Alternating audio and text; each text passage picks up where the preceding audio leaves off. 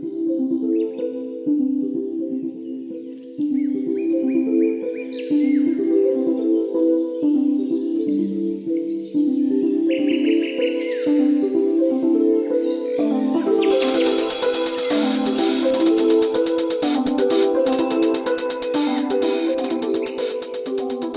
and welcome to the White Witch podcast with me, Carly.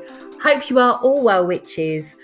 On today's show, we are talking all about the liminal space in between shadow work and moving forward with your life. So we talk all about how to create your own witch's toolbox and journaling points that you may want to carry out to see if they can help you move forward. This is purely based on the process and the work that I did following on from shadow work, and it may be of help to you. But to kick things off today, we have our book review. I've cheated again this week and brought onto the show a fictional witchcraft book I've just finished. Reason being, I've read a few witchcraft non-fiction books and they just haven't cut the mustard to make it onto the show. However, this book definitely needed to come on. It is fantastic. So on today's episode, I bring you a review of A Secret History of Witches written by Louisa Morgan. So here in the UK, we are coming into autumn. I like at this time to immerse myself, like many people, into a lot of witchy fictional books. And this book does not disappoint. It's hefty but worthwhile, and the way it is written is so cozy and beautiful. It is absolutely one of those books to sit by the fire, reading by candlelight, and I found myself in another world reading it. I will read you the opening paragraph just to give you an idea of how well the author sets the scene. The description is everything in this book. 1821. The layered clouds, grey as cold charcoal, shifted this way and that, mirroring the waves below. They obscured both stars and moon and darkened the beach and the lane running alongside. Beyond the lane, in the field of standing stones, a handful of caravans circled a small fire. Firelight glimmered on the uneasy faces of the people gathered there and reflected in the eyes of their restive horses. The invisible sea splashed and hissed, the only sound except for the crackle of burning wood. The flames cast their wavering light over the menhirs, making the stones appear to move out of their centuries-old alignment, to sway and tremble like ghosts in the night. So this book starts off in France in 1821 and gives us the story for each witch in the Orchiers line and how they fight to keep the craft alive within their bloodline. A major theme within the book is lineage within the family and the sacrifices each generation makes for the next. So some witches in the line you will like, a couple not so much, but overall they are all really strong. The book is rich in history and cultural detail about the time periods, and usually I'm not a fan of historical fiction, but this wasn't lost on me. It wasn't too overwhelming, and although the book is fairly chunky, it is easy to read. I'm not a fan of overcomplicated fiction. I say that with a love of Charles Dickens, although that is a real one-off. So parts of the book I loved were all about the family grimoire that gets handed down, the witches' familiars and how they come into their lives, the scrying crystal that is passed from witch to witch. And my favourite part is early on in the book when they are living on Orchard Farm, which is in Cornwall, working the land. The description of the cottage, working on the farmer's market, it's all really interesting. But for me, I just got a bit nostalgic because my grandparents lived in Cornwall. So when I visualised the house in my mind, it was my nan and granddad's cottage. They lived in Bodmin in Cornwall.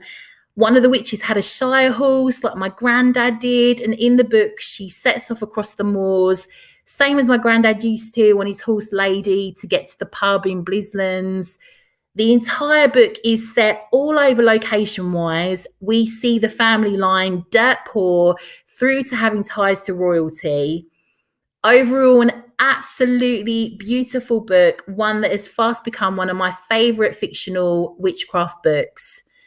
So join me in part 2 to talk all about the liminal space between shadow work and moving forward with your life.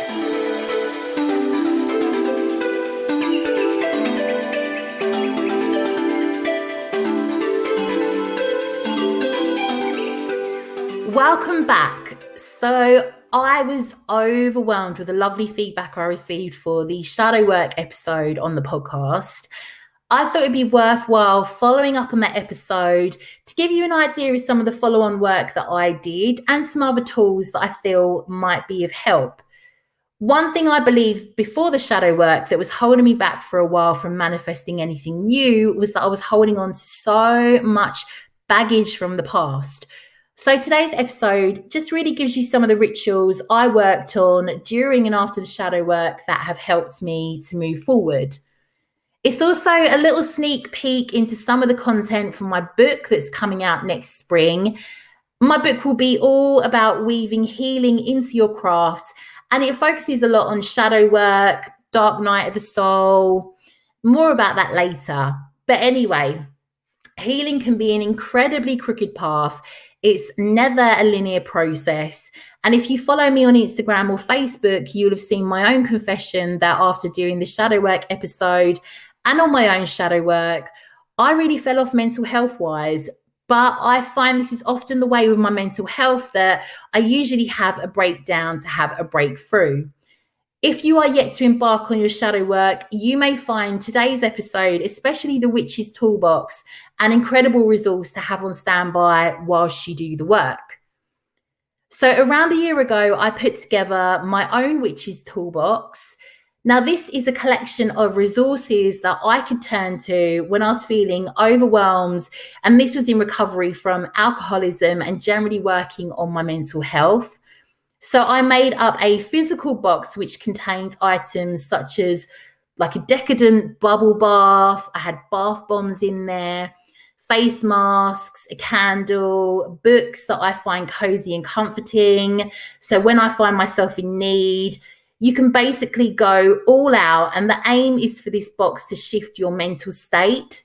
You may have come across these boxes named as self-care or self-soothe boxes. And although they sound fluffy, I know many serious addicts who have found this an integral part of their recovery. They can be a great part of your battalion for any form of healing. The actual task of curating my Witch's Toolbox was delicious because it got me considering my new life away from addiction. So money I usually spent on alcohol was being spent on bath bombs, books, candles, little luxuries to add to my box. I just started daydreaming over who this future me was. So I just envisioned like this goddess who was emerging from the old life, who could open this box and self-soothe and give herself the love she needed instead of turning to my old toxic tools. But it also gets you contemplating what you actually love and what makes you happy.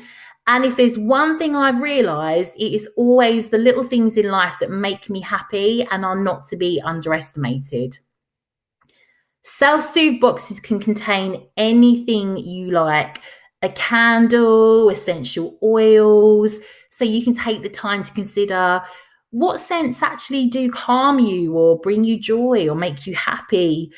Your favorite bubble bath, shower gel, or bath bomb, favorite books that offer comfort. So mine are Women Who Run with the Wolves by Clarissa Pinkola Estes, Romancing the Ordinary by Sarah Ban Breffnick, and also Seasons of the Moon and Flame by Danielle Dolsky.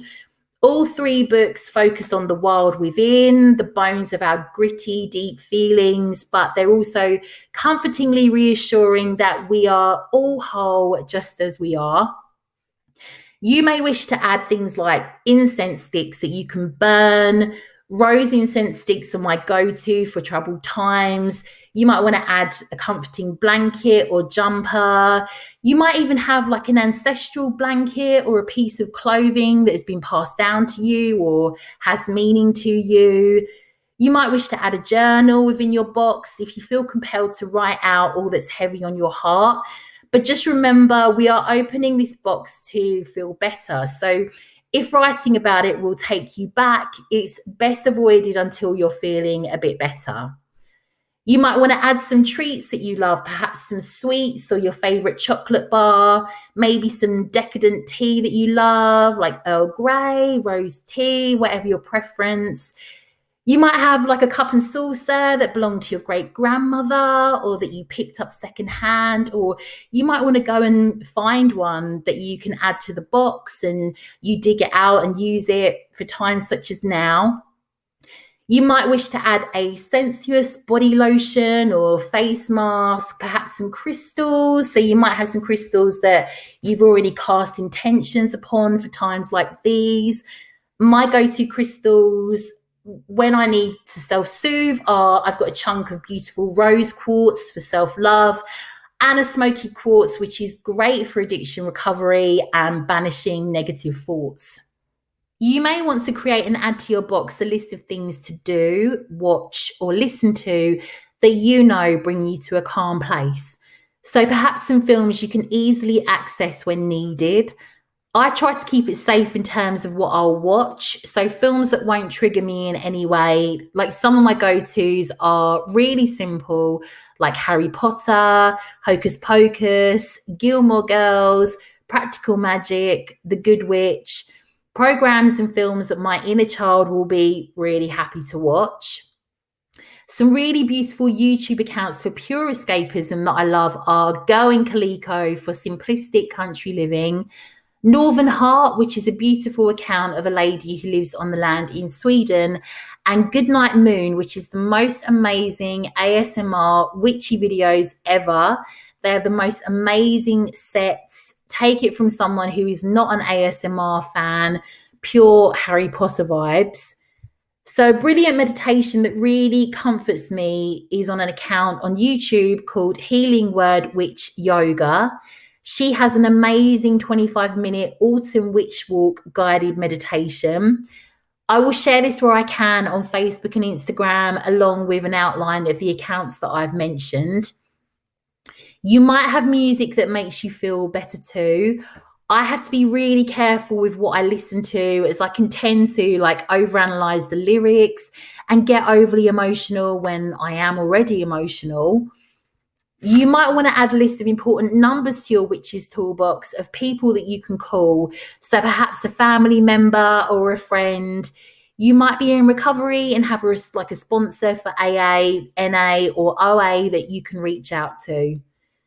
So perhaps you have some cherished letters that you can add to your box from family members or friends that will cheer you up.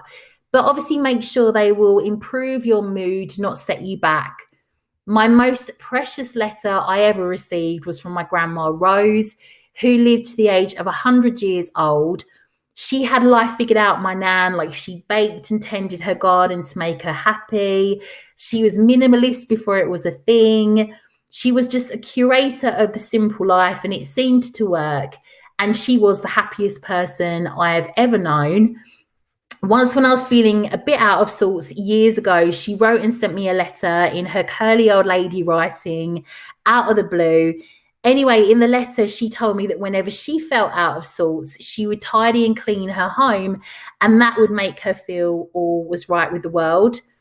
So Nanny Rose had a point that I'm sure all house witches will agree on. A good cleaning session can completely transform that energy within both you and your environment, and is not to be underestimated. And it is also shown to help with anxiety and depression. If you are feeling full of anxious energy, but that you need to do something, cleaning your home could be a brilliant way to get back on track. But obviously, this is entirely based on how you feel when you are at a low. Sometimes for me, I will just tackle some cleaning for an hour. So I often find that once I've lit a candle and, I can smell fresh washing and my music is on, my mood starts to shift and I'm burning up that anxious energy that's eating me alive. I then find myself tired, but happily sitting in a fresh and clean home hours later. And the message in that letter still stays with me. But don't get me wrong, there are some times when I'm feeling down and there is no way that I want to start cleaning. So, you know, do what feels right for you. So I thought I'd talk you through a healing ritual that I worked on to firstly cast intention on my crystals to help me with my healing process, to call upon my deities to ask them to help me within the process, but also to write a bit of a love letter to myself that I could read within my witch's toolbox. So, tools that you will need. So, a pink candle for self love, nurturing, compassion, a yellow candle for happiness, healing for the mind and body, self confidence, and self esteem. As ever, if you don't have coloured candles to hand, white candles are neutral, can be used for anything at all. So, use those, it's absolutely fine. Any crystals you wish to use throughout your healing process. So you may want to examine their specific properties just to ensure they match to what you need to call on them for. But again, entirely up to you. If they're special to you and you want to use those throughout your healing process, go for it. My go-to crystals are rose quartz for self-love and inner healing, moonstone for calming any chaotic energy and managing stress, smoky quartz for neutralizing negative emotions, removing fear, lifting depression and negative thoughts. It also brings emotional calmness and helps with stress and anxiety. So a sage bundle or incense, whatever you use to smoke cleanse, have that at hand. Sheets of plain paper and a pen. If you work with deities or your ancestors, you may wish to have an offering or libation roll ready to leave following your work. So place your candles in front of you within your circle. As you light your pink candle, say, I light this candle in honor of the self-love I hold for myself and I am tending to throughout my healing journey. I am worthy and deserving of love and healing, and I am stepping into my highest self and power to move forward along my path. I hold only good intentions for myself going forward, so mote it be. Now, feel free to craft your intention statement however resounds with you most. This has to come from your heart. Now, light your yellow candle and say, I light this candle in honor of the confidence I possess, draw upon and build to improve my self-esteem and self-love. Make this candle light the way for me towards happiness, courage and healing, so mote it be. If you work with your deities or ancestors, you may wish to call upon them in however you see fit. For example, I call to Hecate and the Morrigan, and I put together the following invocation.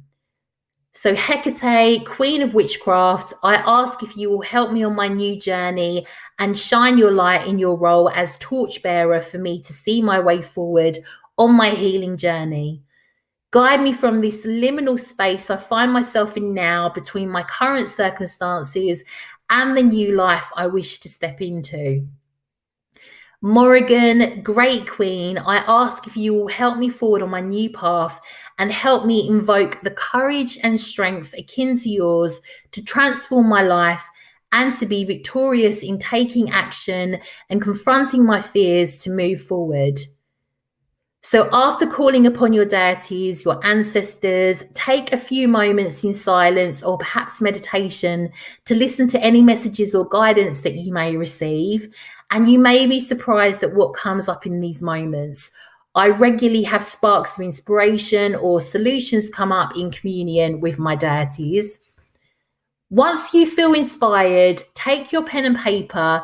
So you want to begin to channel the energy you have raised and hopefully your deities too.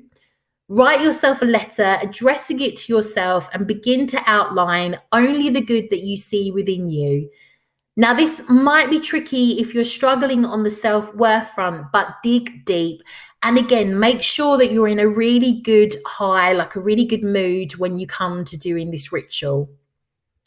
So consider things you are good at, what you like about your personality, achievements that you are proud of, compliments that you may have received that you adore, but ensure you address your letter as if you are actually writing to yourself. So this letter is important, and you need to consider that the words imparted are those that you will wish to hear in your dark times. So ensure you are as loving, kind, as compassionate as you can be. You want this letter to make you feel seen, loved, and cared for. You might want to reassure future you that you won't give up on your healing journey.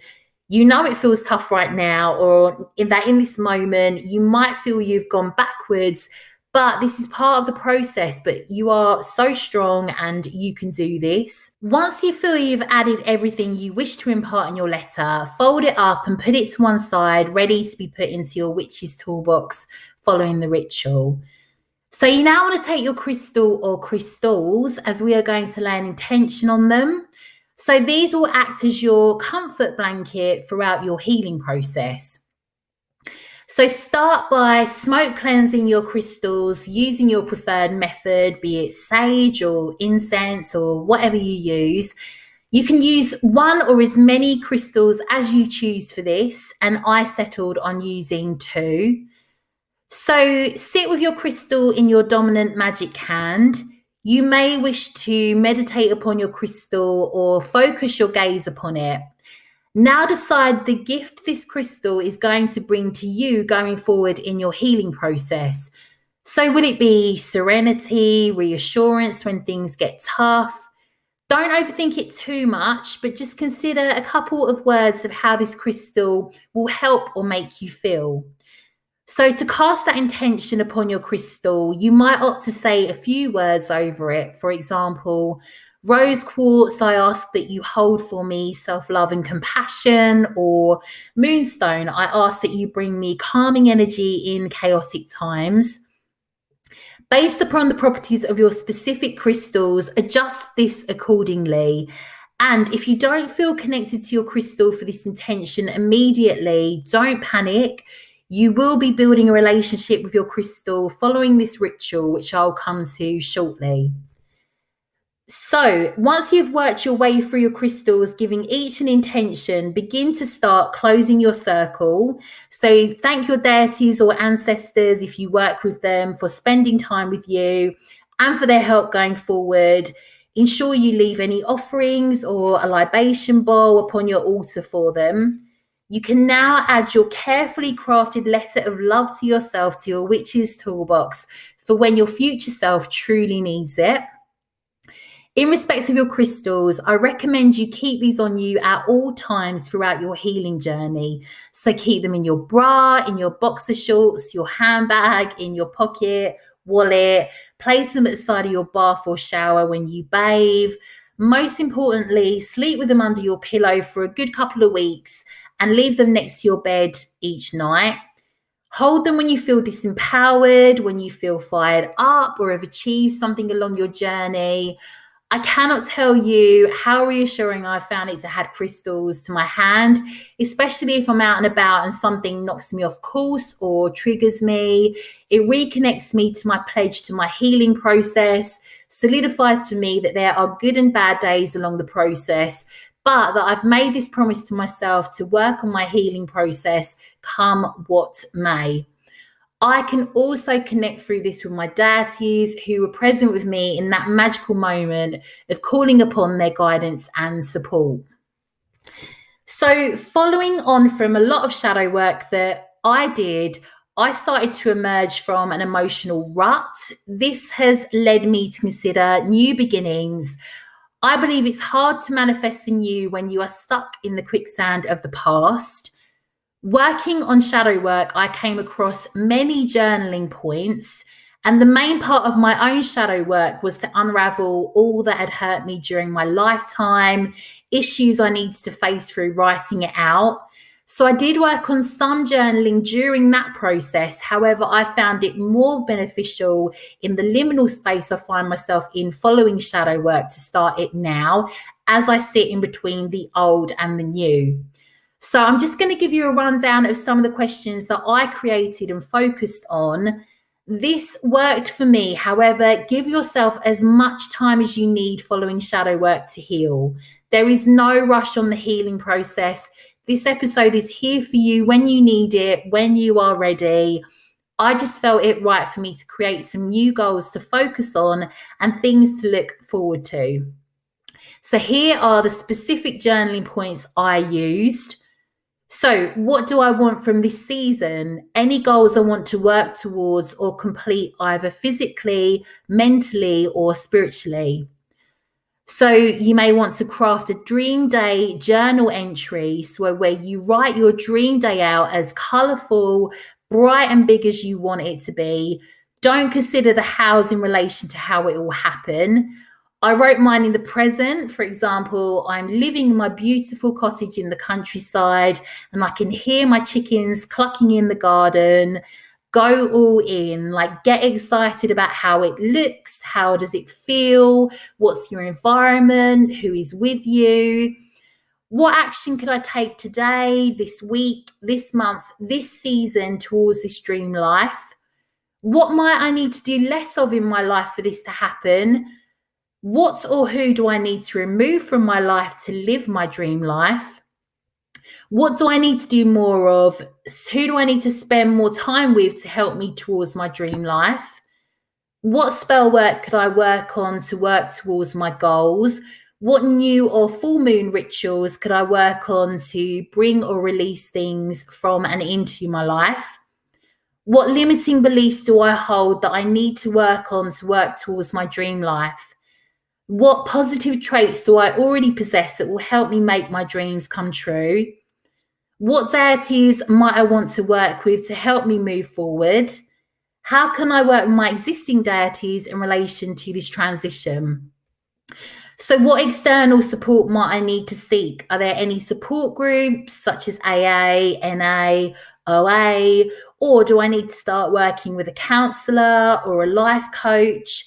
Should I discuss and seek support from perhaps friends or family? So that brings us to the end of today's episode. And I certainly hope that some of those pointers help you if you're embarking on your own shadow work. So before I go, as ever, overwhelmed. I love some of the reviews that I've had through. Honestly, every time I get one through, you don't know how happy it makes me. And I just want to say thank you. So if you have left me a review recently, I'm so grateful. If you listen to the show and you're happy to leave a review, I'd be really grateful because it means that more people are able to find the show. And I'd love to do this as a full-time thing. This would be the dream. So, if you are happy to leave me a review, you're certainly helping me towards my own goals following on from my shadow work. But anyway, thank you for listening. Thank you for your reviews. It is so appreciated. You can also find me on Facebook, The White Witch Company. Catch me over on Instagram at The White Witch Company. If you want to sign up for the newsletter or the Literary Witches Coven, the book club, then come on over to my website, www.thewhitewitchcompany.co.uk. Join me soon for the Mabon episode, and then October is going to be all things Samhain. Other than that, have a great week, witches. I will catch up with you soon. Sending you lots of witchy love. Bye.